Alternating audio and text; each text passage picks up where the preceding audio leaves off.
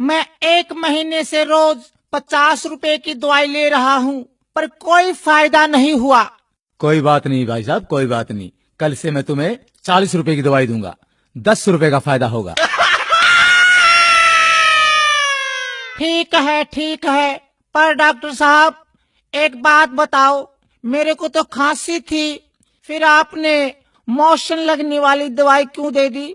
वो इसलिए तू अब खांसने से पहले 100 बार सोचेगा।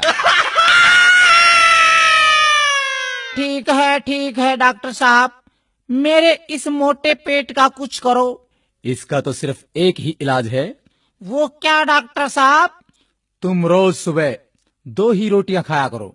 ठीक है, पर एक बात बता दो डॉक्टर साहब, ये 2 रोटियां खाने से पहले खानी है या खाना खाने के बाद में?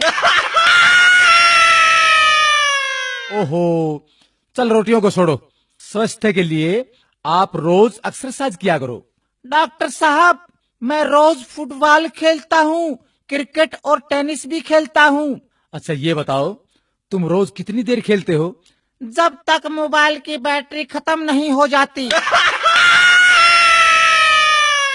ओहो, बड़े मूर्ख हो यार, तुम तो पागल हो गए हो। कैसे हुए? मैंने एक विधवा से शादी की, उसकी जवान बेटी से मेरे बाप ने शादी की, तो मेरी वो बेटी मेरी माँ बन गई।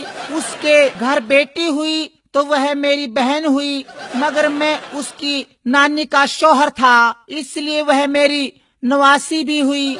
इसी तरह मेरा बेटा अपनी दादी का भाई बन गया, और मैं अपने बेटे का भांजा, और मेरा बाप मेरा दामाद बन गया, और मेरा बेटा अपने दादा का साला बन गया। और अबे चुप कर, मुझे भी पागल करेगा क्या? लो ये मैं दवाई लिखता हूँ।